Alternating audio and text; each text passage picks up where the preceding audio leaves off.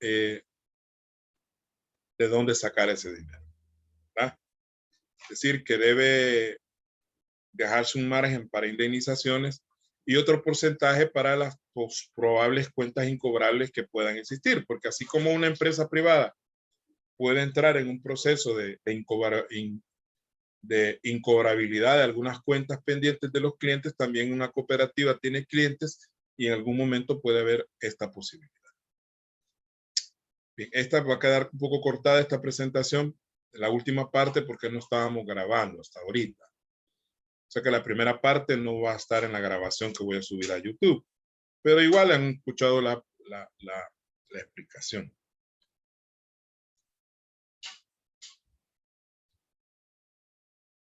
Así como para otros fines específicos que se considere necesario, para lo cual se constituirán los fondos de reserva correspondientes. Es decir, que la cooperativa también puede destinar dinero para otros fines, para reforestación, para proyectos sociales, en fin, todo lo que se les ocurra. C. El porcentaje para el pago de los intereses que corresponde a los asociados en proporción a sus aportaciones, cuando así lo acuerde la Asamblea General. Es que mire, la aportación genera intereses y por el hecho de ser asociado, aparte de los intereses, también el asociado tiene derecho a tener parte en los excedentes. Entonces son dos cosas diferentes. Por la aportación usted gana intereses, pero también tiene derecho a recibir excedentes. Son dos cosas diferentes. El interés como que es una inversión que usted le hizo en el negocio y usted a raíz de eso usted recibe un porcentaje. Y los excedentes ya es lo que queda al final y que también se puede repartir entre los asociados. Para este caso, la tasa de interés que se pague no será mayor a la que pague el sistema bancario. Ya lo hablamos anteriormente. Para los socios que se retiran, lo mismo es para los asociados que permanecen, ¿no? Se le paga un interés que no debe ser mayor a lo que paga el sistema bancario nacional.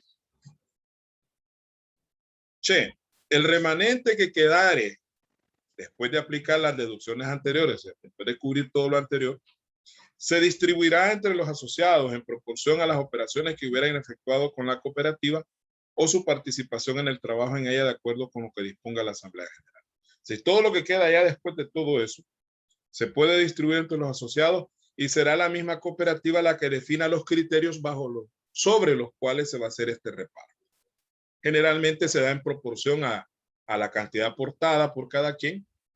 Si don Julio ha aportado $500 y don Juan solo ha aportado 250, pues es obvio que don Julio va a tener derecho al doble de excedentes que don Juan, que solo aportó la mitad de eso. O sea, esa es la regla lógica sobre la cual se establece el reparto de los excedentes, pero es cada cooperativa la que define este tipo de criterios. Y en algunas cooperativas, pues lo que se toma como base es la cantidad de trabajo que cada quien ha efectuado, sobre todo en las cooperativas que tienen esta naturaleza de trabajo asociado, le llaman, las cooperativas de trabajo asociado, como por ejemplo una cooperativa de abogados. Digamos que creamos una cooperativa de abogados y obviamente cada quien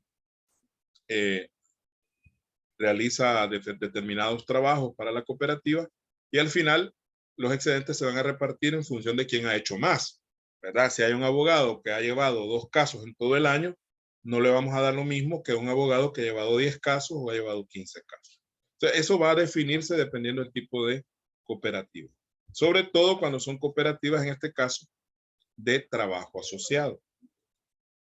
En las cooperativas de ahorro y crédito, la base a utilizarse para dicha distribución serán los intereses que los asociados han pagado por los préstamos recibidos durante el ejercicio.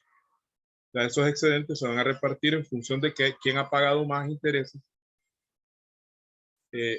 por los préstamos que ha recibido, porque la sobrevivencia de una cooperativa financiera precisamente está en el hecho de que ese dinero que los asociados aportan se le preste generalmente a ellos mismos y los ingresos que generan los intereses que los asociados pagan al final son los que alimentan los excedentes que obtiene la cooperativa. Esa diferencia entre los intereses que la cooperativa paga a los asociados por sus aportaciones contra los intereses que la cooperativa recibe por los préstamos que le hacen los asociados, ahí está el margen de ganancia o de excedente. Fondo de reserva legal. Ya hablamos de la reserva legal, hoy vamos a hablar de cómo funciona, cómo está constituido. El fondo de reserva legal se constituye así. A. Con el porcentaje sobre los excedentes de cada ejercicio que establezcan los estatutos de conformidad al artículo anterior. Ya dijimos que debe ser un mínimo del 10% del capital y un máximo del 20%. Pero el porcentaje que se le va a aplicar al excedente, eso lo define el estatuto. ¿Qué tanto por ciento? B. Con las deducciones sobre las aportaciones en el caso de pérdida de la calidad de asociado por exclusión, las que serán reguladas por los estatutos, no pudiendo ser mayores del 20% de dichas aportaciones. Hay socios que no es que se retiren, sino que se les excluye por alguna razón. Han cometido alguna irregularidad y se dejan fuera. Pero lo más que les podemos retener por esta causa es el 20% de las aportaciones que ellos recibieron, que ellos efectuaron. Luego vamos al Fondo de Educación, del cual ya hablamos también. ¿Cómo está constituido el Fondo de Educación? Primero, con el porcentaje sobre los excedentes que los estatutos o la asamblea determinen, ¿no? La asamblea le acaba de decir, vamos a destinar un 5% para educación, un 10%, eso lo define la asamblea. Con las multas y demás sanciones que por vía disciplinaria se impongan por la cooperativa a sus asociados.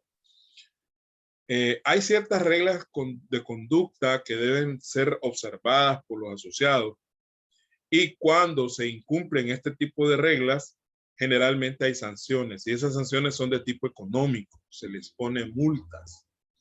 Entonces, todas esas multas que la cooperativa percibe a través de estos procesos también van a ir al Fondo de Educación. ¿Qué es lo más obvio? Es lo más lógico, meterlo al Fondo de Educación, así como cuando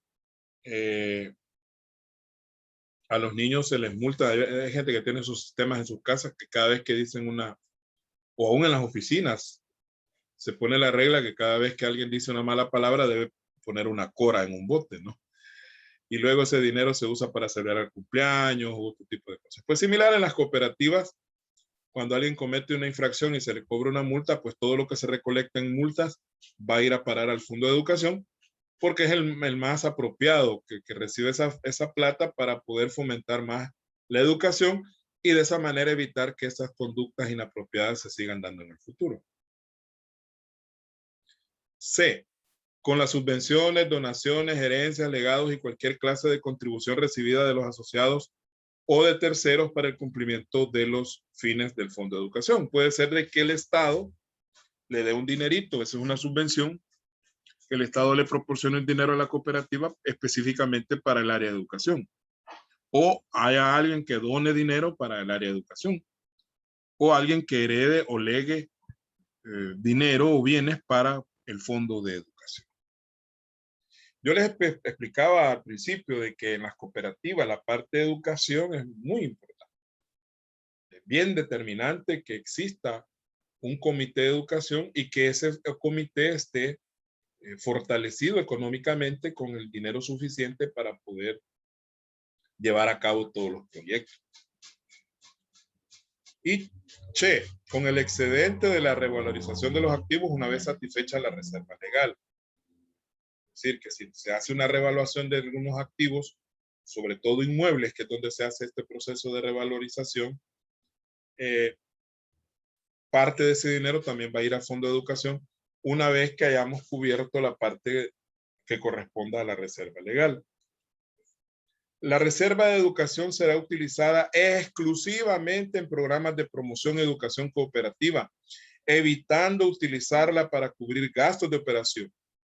En ningún momento el Fondo de Educación se va a servir para pagar salarios del personal operativo o para otro tipo de gastos operativos. Se va a usar exclusivamente para los programas de promoción. Ahora, si contratamos un promotor o contratamos a una persona, a un educador, para que dé charlas y todo eso, el salario de esa persona sí va a salir del Fondo de Educación porque está específicamente orientado a eso. Pero no vamos a pagar, por ejemplo, salarios de motoristas o secretarias con el dinero del Fondo de Educación. Esto se pone como una medida de protección del Fondo de Educación para que no sea mal utilizado. Ahora, ¿cuáles son los fines de la reserva legal? ¿Para qué nos va a servir la reserva legal? Primero, para cubrir pérdidas que pudieran producirse en un ejercicio económico. Generalmente la reserva legal ha sido creada para eso, para cubrir eventuales pérdidas que se puedan dar en el futuro. Entonces ese es el primer fin. B, para responder a obligaciones para con terceros. Si no hubieran pérdidas, entonces ese dinero de la reserva también se puede utilizar en caso que haya alguna deuda urgente que hay que pagar, pues de ahí se puede tomar el dinero para poder hacer el pago correspondiente, aunque obviamente después tendrá que restituirse ese dinero con las ganancias o excedentes que se vayan obteniendo posteriormente. Los estatutos fijarán los criterios y normas para la aplicación y reposición de la reserva legal. Esto ya también los mencionamos anteriormente. Ya sea para aplicar la reserva o para reponerla, los estatutos de la sociedad son los que van a establecer esos criterios. Los fondos de reserva legal, de educación, laboral y previsión para cuentas incobrables, así como el producto de los subsidios, donaciones, herencias y legados que reciban las cooperativas, no son distribuibles. Fíjense bien. Es decir, no se pueden distribuir entre los asociados, ese dinero es sagrado, ni la reserva, ni lo del fondo de educación, ni la reserva para provisión para obligaciones laborales, ni la provisión para cuentas incobrables. Todo eso, además de los subsidios, las donaciones, las herencias y los legados, no se pueden distribuir. Por lo tanto, ningún asociado o sus herederos tienen derecho a percibir parte alguna de estos recursos. Esa es otra medida de protección de este dinero, de que en ningún momento se le va a entregar a los asociados, sino que es para uso de la cooperativa en los fines para los cuales se establece.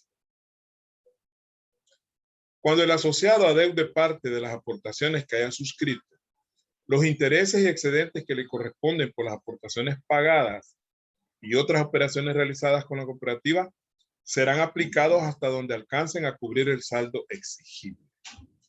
Por ejemplo, digamos que la aportación es de $500, pero usted solamente ha pagado 400, debe 100.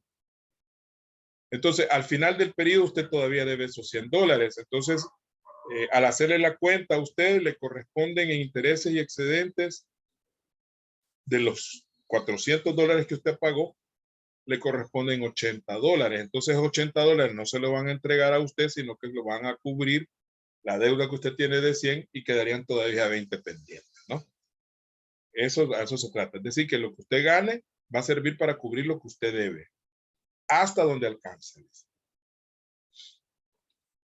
Las cooperativas podrán usar sus fondos de reservas y otros disponibles, excepto la reserva legal y la de educación, en inversiones de fácil convertibilidad que proporcionen beneficios para las mismas, siempre que no afecte el patrimonio y excedente social. Es decir, usted puede invertir ese dinero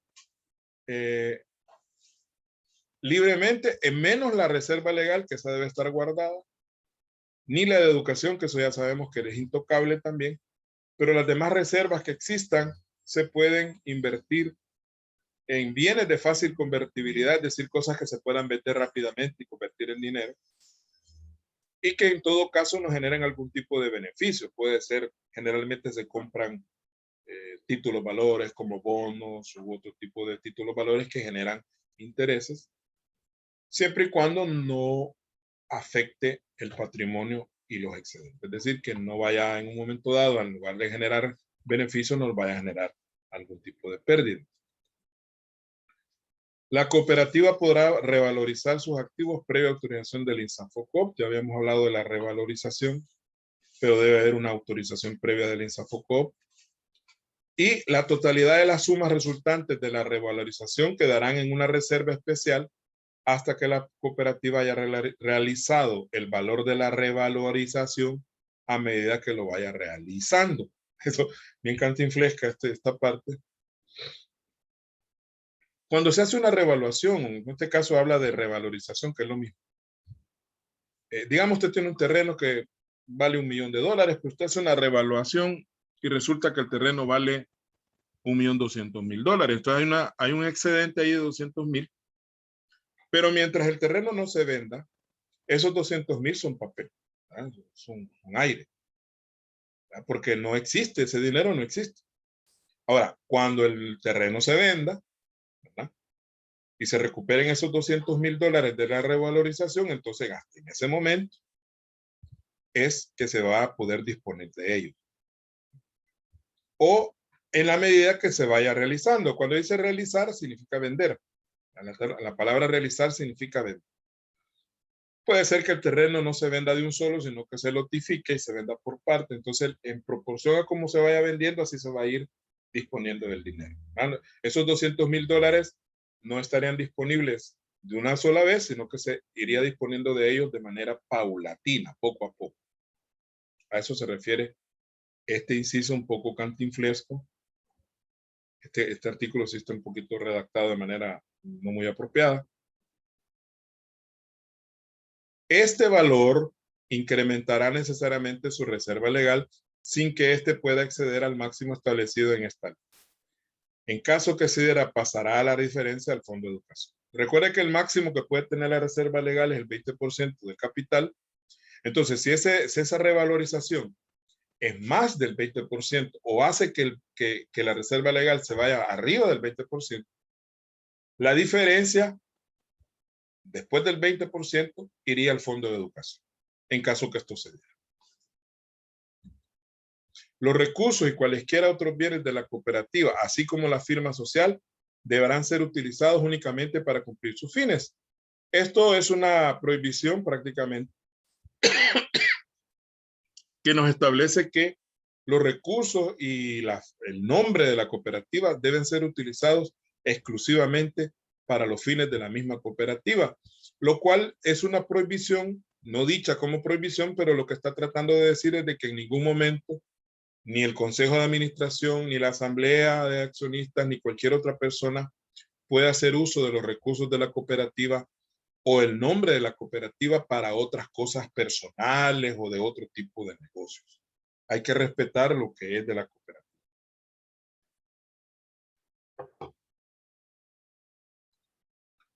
Los actos realizados en contravención a lo anterior no tendrán ningún valor. Los infractores de estas normas quedarán solidariamente obligados a indemnizar a la cooperativa de los daños y perjuicios a que hubiera lugar, además de la acción penal correspondiente. Es decir, que si alguien, a pesar de esta prohibición, se mete a usar los recursos de la cooperativa en sus fines personales o de otras personas ajenas a la sociedad, a la cooperativa en este caso, entonces no tiene ningún valor y estas personas pues quedan obligadas a indemnizar a la cooperativa de cualquier daño que hubiera, porque imagínense que ese dinero, digamos que fue dinero y lo invertimos en nuestro negocio particular y lo perdimos, entonces tenemos que indemnizar a la cooperativa, no solo con el valor perdido, sino que con lo que ha dejado de ganar la cooperativa por el hecho de que usted en este caso desvió ese dinero hacia fines que no son los establecidos. Esto sin perjuicio, dice, de las acciones penales que pueda establecer la cooperativa en contra suya. O sea, la cooperativa lo puede hasta meter preso por haber hecho eso. Pero independientemente de lo mete preso o no, usted tendrá que responderle también económicamente a la cooperativa. Y ahí terminamos, jóvenes. Muchas gracias por todo. Yo les voy a enviar la guía para el laboratorio 2, que es un avance sobre lo que vamos a hacer de las cooperativas. O no sé si para el laboratorio 3, ya voy a ver cómo tengo mi planificación y yo les aviso. Así que muchas gracias por todo, cuídense y suerte con la materia de la tarde. Muchas gracias, nos vemos. Muchas gracias y bendiciones.